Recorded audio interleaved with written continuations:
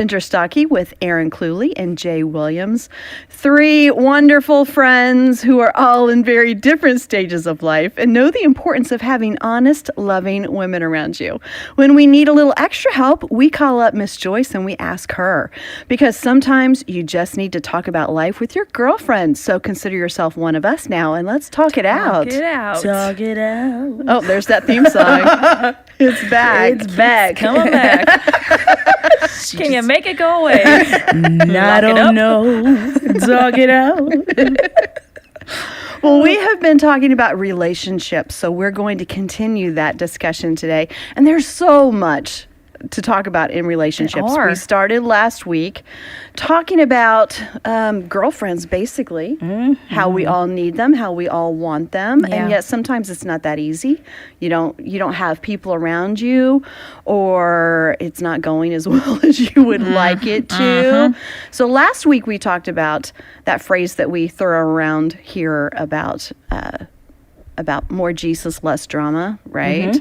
And this week, we're asking the question, are you the one causing the drama? So we're going to look at ourselves and see what kind of friends we are this week. We have been looking at the resource, which is absolutely free. So if you want to get this, it's really helpful, called Enjoying Successful Relationships from Joyce. You can get it as a little booklet or digital. You can find it at joycemeyer.org/talkitout. And it's really good. So that's what we're continuing to talk about today. Yeah, it's a really helpful little booklet too. I've been reading through it and I'm like, oh, these little nuggets are so good. So make sure you download it because it's fun. It actually does like what we're talking about today with checking out how we are as friends. It's going to be fun. Yeah. It's going to be, sometimes it's a little difficult to think of yourself as like, the reason why a friendship doesn't work out, because you always want to point the finger at someone else. But that's so true. It's like, it's their fault. Why do I have to look at me? Why can't I just blame everybody else? Let's talk about you again. I'm way more comfortable with that. You tore up our friendship, not me. Yeah. And we also have a guest with us today who we're excited for you to meet, because we told you a long time ago, back in season 1, that we really are 4 friends. Yes. Not just 3 friends. Yeah. And one of our friends, Megan, moved away not long ago. Yeah. And abandoned us. We missed She her. left us. Exactly. So single girls, be listening, because Megan is our single friend and she's going to have a lot to say about this. She's going to have so much wisdom to shed and story. I heard she had a good story to tell us too. Yeah, because we're going to transition from just friendships into men and dating, and next time we'll talk about marriage. So yeah, good stuff.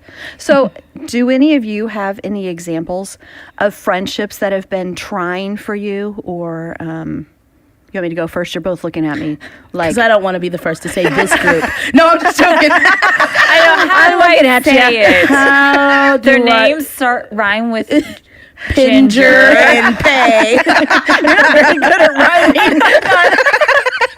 That was not my strength in school. With the rhyme. Yeah, you go first this time. Well, I used to have this friend that I would put in air quotes. Oh my God. I Every had time you this said friend, you put it... She would say the nicest things, but always follow them up with a but. So Oh, that's terrible. she would say things like, "Oh, that is the cutest outfit, but those shoes." Oh. Or really? You look really nice today, but let's do something with your hair. Yeah. And so She can't just give a That's compliment. awful. no, it just wasn't possible for her. And so for a long time, I'd laugh because it was kind of funny. And then after a while, you start to think, well, can't you just say something nice and stop? And then after a while, because this is the way I get, I'm like, bring it on. Say what you want. I can take it. And so that was one of those friendships that you don't want to call it a friendship and then sneer every time you're going to be with that person. Yeah. No. Wow. So not worth that your was a little time. bit of a tough one. Yeah, Yeah. for sure. Had to adjust. Aaron. I have one. Yeah. I'll probably cry. It's going to make our producer so happy. He likes it when we Mostly cry. because it's his fault. Oh. So I had this realization yesterday. He came by my office and just gave me some encouragement. And so I was processing this encouragement when I got home last night and was realizing that a lot of times I think in friendships, even with the two of you, just to be super honest, I am afraid to be too vulnerable with friends and often feel like I'm the weaker link, like the weakest link. And so I was... No way. Well, let me tell you more. I'm not stopping you. I want you to say what you need Friend. to say. Stop What kind of friend is that? That is totally wrong what you're saying. I'm just making faces like, no way. And your eyes are getting real squinty at me. Yeah. I was realizing just last week I had this thought that like I am the weak friend of the three of us, and I don't even deserve to be sitting here with the two of them because they're brilliant and beautiful and funny, and what do I have to offer these friends? So I seen myself like that causes me to pull back and not want to be as honest or as I know I'm confident in myself. However, I can see that those things come up sometimes. So with friendships like the two of you, I'm not good enough to be your friend, so I'll just kind of pull back. Oh my goodness. Well, okay, first of all, thank you. Seriously, thank you for sharing that, because I think every one of us feels that way. Yeah. I think we can all look at each other and say, you guys are both amazing. Joyce is obviously incredible. How can I be even connected? Even all of our friends that are listening, everybody just has so much to offer. And when I compare myself to anyone, I can say that. Yeah. So. Yeah. You are the person that keeps this friendship even kind of, you're like the heartbeat to it. You keep the party going. You always making sure that we're all staying connected, because both Ginger and I do have a tendency to kind of just like, well, I haven't heard from them. It's all good. And we just keep going with life. But you always are like, so guys, when are we doing something? Where are you? You are our glue. And so I love you so much. And you have so much to offer. I think you're brilliant. I think you're a creative genius. Honestly, I think you're really, really bright. And you have such an amazing gift of encouraging. When I'm around you, I always feel better. I literally can walk around you and you find something nice to say about everybody. That's genuinely who you are. And so I feel better because you're my friend. I need you in my life. And I think everyone listening can hear that. Yeah. The things that you've been able to share on the podcast have been so authentic and so real and from your heart. And I think that's not only impacting Jay and me, but all of the other friends who are out there listening with us right now. That's and really nice. One of the reasons I love you so much is just because there is so much good and talent and love in you. It just exudes. It just overflows everywhere. And so, anyway. That's nice. I think while I was thinking about this, because I'm probably not the only one who has experienced this. Our friends listening are probably get it. That it is hard to be vulnerable sometimes in your relationships because you compare. When you get close to someone, there's that comparison or trying to figure out like what your footing is and where you fit into a relationship. And the enemy doesn't want us to have close friends because when you in our relationships, for example, with each other, we encourage and strengthen each other because we're pushing each other towards Jesus and we're building each other up. Well, the devil's not going to like that. Right. So he's going to mess with us. Yeah, and definitely. So just to get in there. So I think it's important. And what you're doing here on the podcast, too. Yeah. Yeah. He is not going to like what you're sharing here because it's helping a lot of people. Yeah. And let's be real. We're not the easiest people sometimes. No. You and Ginger? You and Jay? I know I'm not. We're kind of strong women, and you are too, Erin. And so for all of us to be in this together, I think it's just a God thing. It's just kind of nothing short of a miracle. Exactly. Yeah. Exactly. And I've had people that ask, like, how are y'all so vulnerable on this podcast? Yeah. Like, I know you mentioned somebody asked, like, do you know that this goes on forever? Like, someone said, I can't believe the things you say. Do you realize that that'll be out there forever? It doesn't just disappear. No. Like, yeah, we realize it. That's kind of the point. If we're not going to be real, we're not going to do it. Yeah, and that's what makes this friendship so so strong, and that's why you all can join along with us, is because we are truly like it's kind of like walking on like shaky ground, but like thin ice. Like, okay, I'm gonna share it. Here we go. Like even if you saw like our body and then language, you hear the crack, and the ice falls through. It's like, and we just go for it. But that's why it's good to have good people around, so that you can feel safe to say those things that even what you just shared, Aaron, and I'm sure we'll share more in this particular podcast, because friendships, and that's the one thing that I've had to work through. Friendships are not they're not easy. They're work. Yeah, right? Absolutely. You have to work at them, and you have to be okay having difficult conversations. You have to be loving through those conversations. You have to know when not to speak, you know? So, yeah, that's why this is healthy. Absolutely. Well, whether it's with friends or spouses or coworkers, family members, someone you're dating, whoever it is, we all have problems with people and our relationships from time to time. But how do you deal with those issues? So we're going to start now with what Joyce has to say about that. Most of our problems in life are with people. I mean, really, if you get right down to it, I mean, just think how much happier you would be if all the people would just do what you want them to do. And just behave the way you want them to behave. Now, we do have other kinds of problems, but there's just a lot of people problems. And so the first thing that I want to tell you is one of the ways that you can just save yourself a lot of misery, a lot of hardship, a lot of heartache, because I can tell you, you will have opportunity to be offended. There's no you might, you will. You will have people that will hurt your feelings. You will have people that will say and do things, and you just might think, what in the world is your problem? Now, believe it or not, and I actually believe what I'm getting ready to tell you, because I've had lots of experience with lots of people, I really don't believe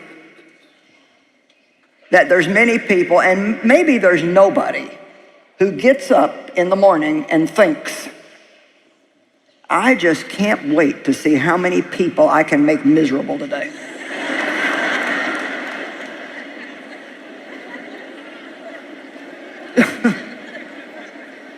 I mean, I just don't think that people do that. And I think that most of the pain that we get from other people are a result of their own pain. You're not all ready to swallow that, huh? Sounds to me, Joyce, like you're getting ready to ask me to feel sorry for him. Well, no. But my father hurt me so bad, and he hurt my mom so bad, and my brother, and thank God, through his grace, I was able to recover and still have a decent life. But my mom never had a decent life. My brother ended up committing suicide, and it's just, he just hurt so many people so bad. But you know what? He was a hurting man. He was a miserable, hurting man. And when you're miserable yourself inside, it's going to come out somewhere. And it's going to come out on somebody. Now, that doesn't mean that it's okay for people to do that. It doesn't mean that we just let them abuse us and don't confront them or take up for ourselves. That's really, to be honest, that's not even what forgiveness is. It's just not. But one thing that we are commanded to do in the Bible, it's not a suggestion. Come on, the things that Jesus said are not suggestions.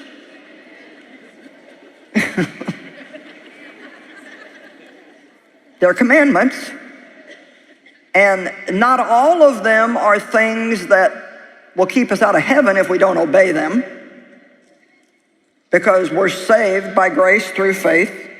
But the things that God tells us to do, every single one of them are something for our benefit. Come on now. Every single thing that God tells us to do, He's not trying to make it hard on us. He's not trying to give us impossible things to do. Which most people would tell you that one of the hardest things that they ever have to do is forgive somebody who really hurt them really bad. Amen? And we just think it's not fair, and how could God ask us to do that, and on and on and on. But he's really trying to help us by doing that. And so, since we have all these people in the world, and we've already established that they're not all going to be nice to us, and then we see that there's a command that we have to love them. Now, I wish that the Bible said, love the people that are lovable. But it doesn't. We have to somehow learn how to love people that are very difficult to love. I love what she said. I wish the Bible said love the lovable. I know. Isn't there a version that says that? I wish it was. The New Standard J version, that's what it would say. Yes. I'm really good at loving easy people. I rock at that. Yeah. It's the ones that aren't so easy that cause a little difficulty for me. Well, that line that she said that of course we've heard from her many, many times, but it's so important to remember is that usually you're hurt because of the hurt in someone else. Right. Yeah. That's where it comes out. Yeah. And I've had a relationship in my life that I have really seen turn around through remembering that, because it's been hard, and the things that are said or the things that are done, and they hurt you. You know, they kind of cut to your core, and then you begin to think about the motive, because I think motives are so much more important than what actually happens. Sometimes the motive, if it's not specifically to hurt, if I can get to that point that I realize that and let go of that hurt, and that forgive thing that Joyce is talking about is really important. But I've had a relationship like that for years and years and years, and it hasn't changed. And I prayed and prayed, and it hasn't changed. But I had to change. Yeah. My shifting my perspective of our relationship and not being offended, telling myself, I'm going to be unoffendable. I'm going to be unoffendable. Yeah. And I'm not going to pass it along to someone else either, you know? Yeah. Those two things have really helped our relationships. It's much stronger. It's amazing how when you can shift your mindset, it is what it is. Yeah, right. But then it doesn't affect you so much. It won't destroy your day because your perspective's that's different. the key. Yeah. Is how am I going to respond? I can't change how they're going to act. Yeah. And that's what's helped me establish relationships now. I had to do this recently where a friend was just like, she's like, I don't trust you. And it was just based off of just false stuff that wasn't really me. And I knew at that moment, because my flesh wanted to say but that's not true. That's not that. I didn't. And then the Spirit just calmed me down and was just like, it's okay. Yeah. It's not your job to change her mind about you. Oh, that's Like, important. he's just like, it's not. And then finally at the end of the conversation, I just said, you know what? I just don't believe we'll be friends. I love you, but I understand that everybody's not going to be my friend, and that's okay. I still love you. We can still, see each other, be cordial when we see each other, but it's okay. Yeah. I still love you. And there are people who are listening, and I know I'm one of them, that have had some major betrayals of friends. Yeah. And it's so hard to get through. I mean, it hurts, and it's hard to understand why it happened. But to get to that point where you forgive is the really important thing, because if I hold on to it, I'm hurting myself. Yeah. If I can forgive and do what you said, Jay, I understand that we're not going to be friends at this point, but I'm not going to hold this as bitterness. I'm not going to hold this against you, and see what God does with it from there. Yeah, and it's still something I'm working through, because I literally have to keep saying, if Jesus can say, forgive them for they know not what they do, forgive them for they know not what they do. If he can do that, I can do that. I have a hard time saying goodbye to relationships just because as you grow in life, you can't keep all the friends you've ever had. It's just you grow apart, and there's a lot. It's too much. It's too many things. But the guilt of letting go of one, saying I couldn't make that one work any longer, makes me almost feel like I failed because I couldn't keep them all my little fishy little friends chickens together. Yeah, fishy friends. my fishy friends. Your fishy friends. We're all little guppies in your bowl of life. I I give you all of my pot, my friend pot. It is hard. It's hard to keep up with friends, and it's interesting when you move or when you have major life transitions, what relationships you stay close to and what ones you don't. It is not always what you think. No, it's not. No, and it's hard to know how to navigate that. Yeah. So you take on a little guilt with that sometimes? I do. Is it because you feel like you're responsible for everyone's friendship? I do, but yet I'm not really good at like long distance friendships, for example, because I don't want to talk on the phone and it's just so much work. However, I do feel responsible, and if it doesn't work, then I failed that situation. Yeah. I had a friend when I moved away from Ohio to Missouri to work with the ministry. I had a really good friend, and she said, "I'm just going to be honest with you. I am not good at staying in touch. So I've loved being your friend, but we're probably not going to be friends anymore." But did that relieve some pressure off of you? It did. She's absolutely right. It's like, cool. That's what we'll do. But she was a good friend, but she understood the way, that she responds to people. And I respected that. Yeah. And I know if I needed her or she needed me, we'd be good, but I haven't talked to her in years. And are you okay with it? Well, yeah. I'm sure she's great. Yeah, because I still love her. Yeah. Yeah. It's just really interesting. I think I'm fine. Let us know.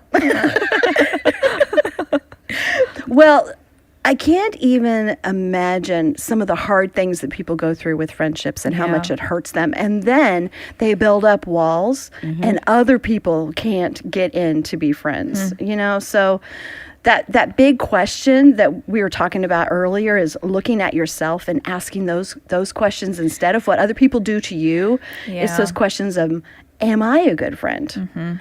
Do we ever stop and look at ourselves for the source of the problem? Joyce is going to encourage us to do that in her special way. Okay, so now I got a question to put out to you. Because God's asking me this, so I'll just share with you. Are the people that you're having a hard time loving, are they really that bad? Or are you just maybe a little too picky?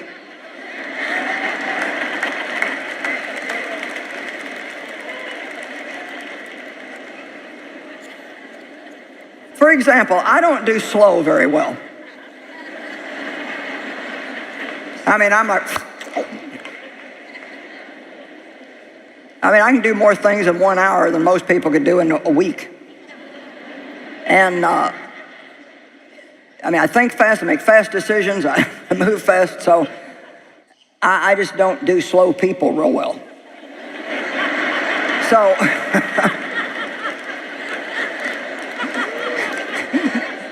never mind, they're, usually not a lot nicer than me. But anyway, the point is so I'm just giving you that as an example, is that, I can get impatient.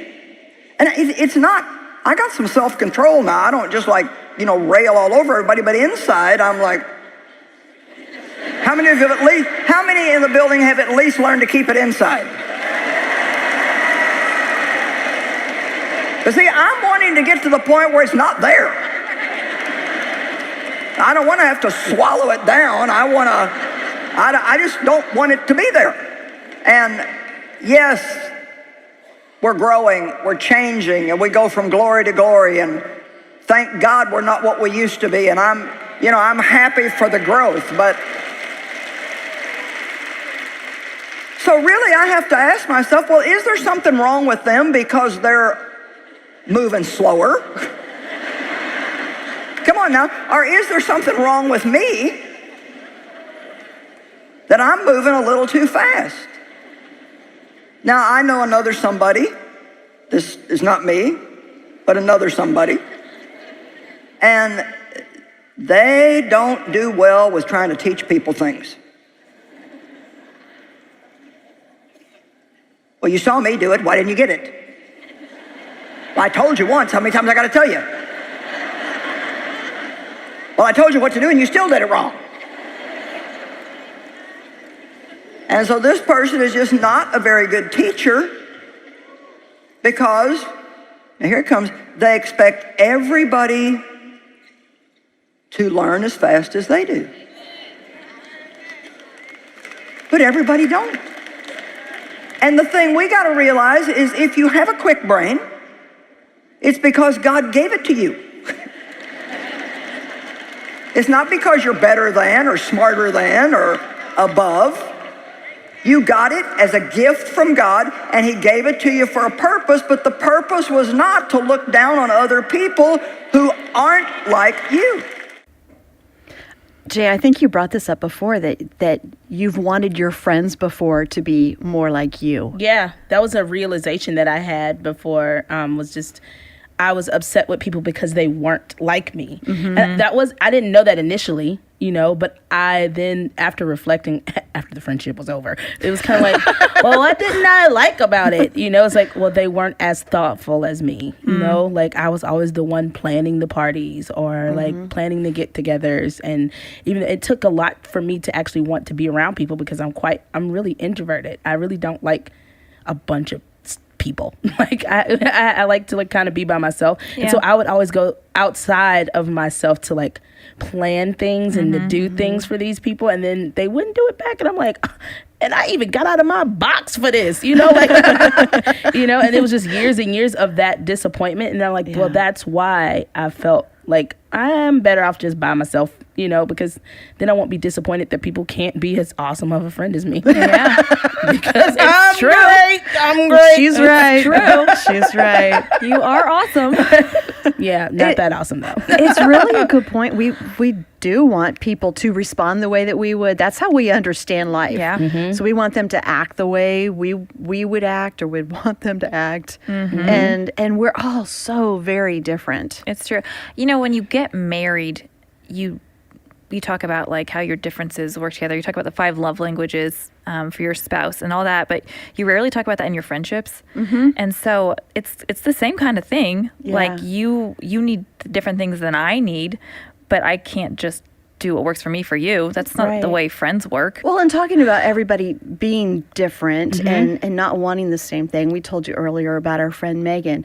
And Megan is the sweetest, just funny and soft-spoken, and her personality fits in, I think, so well with ours because she's very different. Yes. Don't you think so? Oh, she is. She's such a good balance. She is. For us. And we need that. We do. We definitely need Megan in our life. So we're going to call Megan, and like we told you, she is our single friend who always has great input on everything. And so we're going to call Megan and ask her about this relationship question.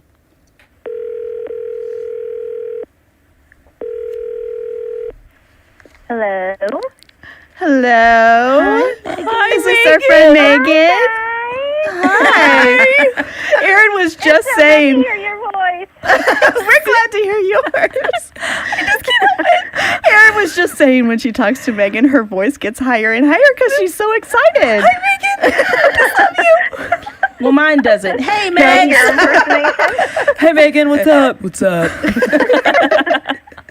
Well, Megan, we're talking about friendships, like and we were just talking about how much we need you in our lives, and you're just such a wonderful balance for all of us, and we love you, and we think you're wonderful. But, that aside. Let's talk about the real stuff. I want to know, from your perspective, when you look at relationships with girlfriends, as a single girl, how important is that as a single woman to have people around you that you can trust and depend on? Next to God, it's probably the most important thing.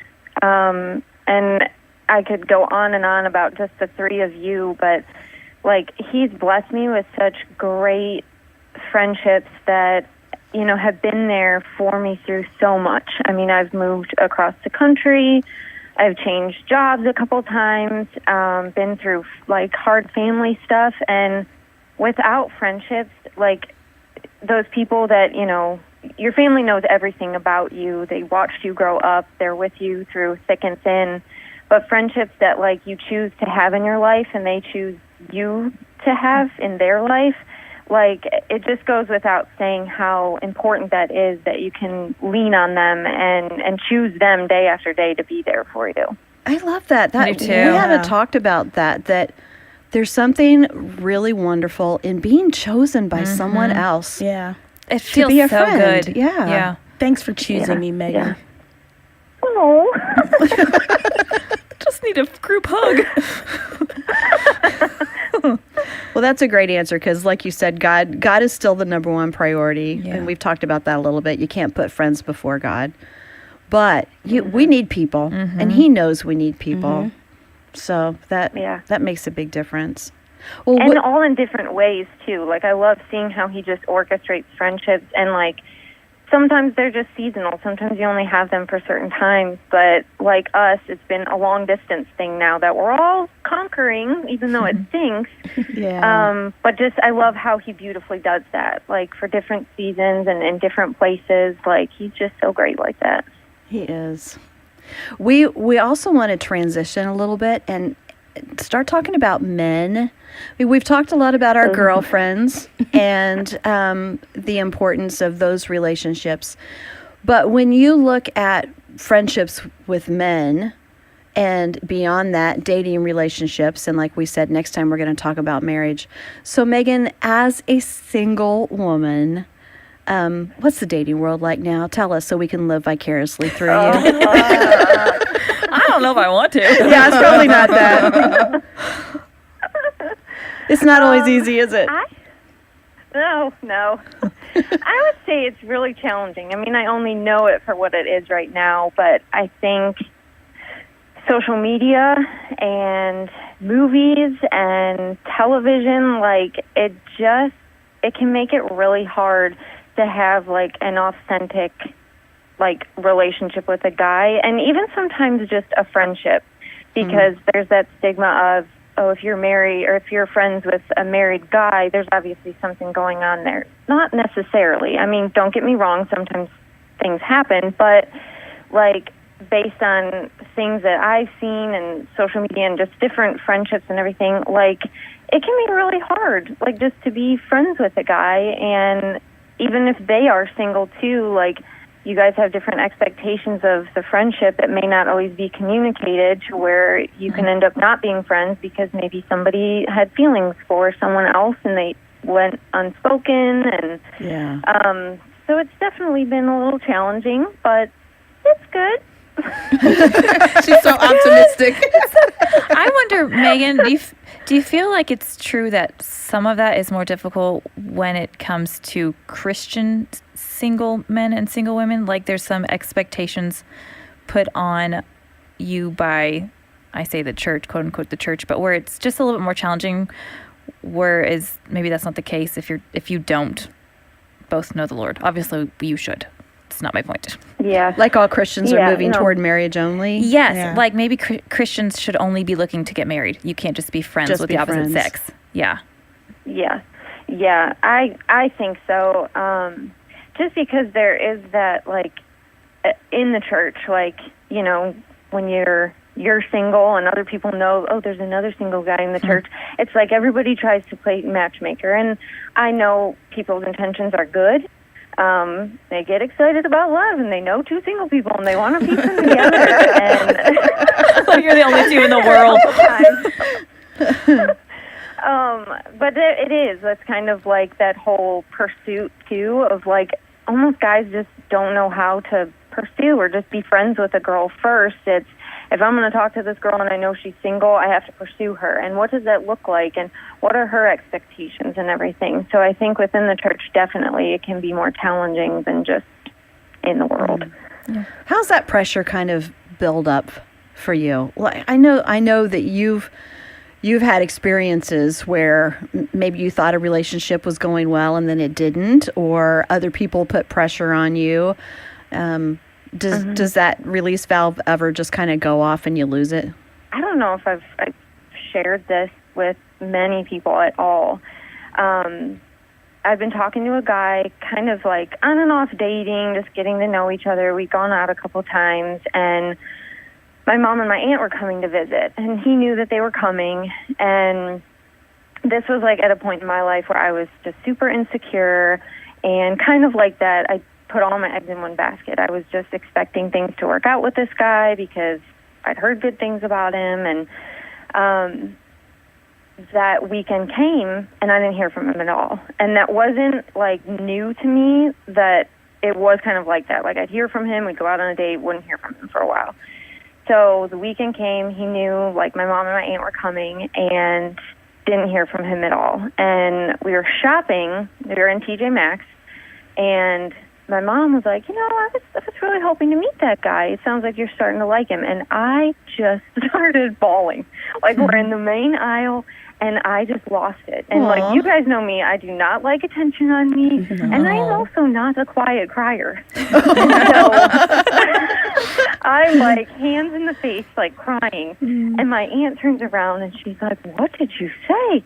And so they both are like, "What's wrong?" And I said something along the lines of like, why is it that no guy wants me? Or what is it about me that like no guy will commit to? And it was a turning point for me because like my mom got tears in her eyes, and just the look on her face, she later told me like it broke her heart to think that I was like in such a deep place that I thought there was something wrong with me. And when she told me that, I was like, well, what else would it be? Like, why, I've had all these guys, like, talk to me. I've gone out on dates, and, like, nothing has happened.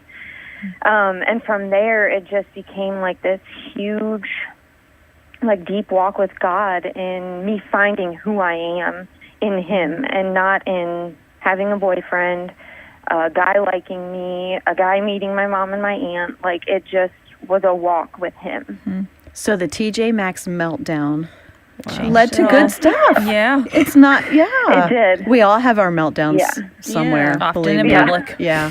Is it okay if we just call you sometimes when we need little Megan input? Now and then on the podcast? Yes, of course. I would love that. Okay. We'll just call you off and on, and Erin's voice will get really high, and we'll all be really happy to hear it's from time you. to talk to Megan, because Erin talks like this. Thank you, Megan. We love Thank you guys. Love you guys. Love you. Oh, well, we have one more podcast on this topic, and we're going to switch and talk about marriage at that point. So our encouragement for you this week, when you're saying, okay, what do I do with all this? All that we've talked about, what we want you to do is to go out and really love people this week. Yeah. Work on relationships, no matter what relationship it is. Family, friends, just love people. And even those really hard to love, those challenging people, choose to love and forgive anyway. And then use hashtag Talk It Out, girls, and let us know some of the experiences that you've had this week. I think it'll be good stuff. It will be. Well, don't forget, if you haven't heard all of the podcasts, if you want to catch up on some of the other things that we've done this season, you can do that. Go to joycemeyer.org/talkitout. And like I said, use that hashtag Talk It Out, girls. Check out our Instagram stories, all the fun stuff. And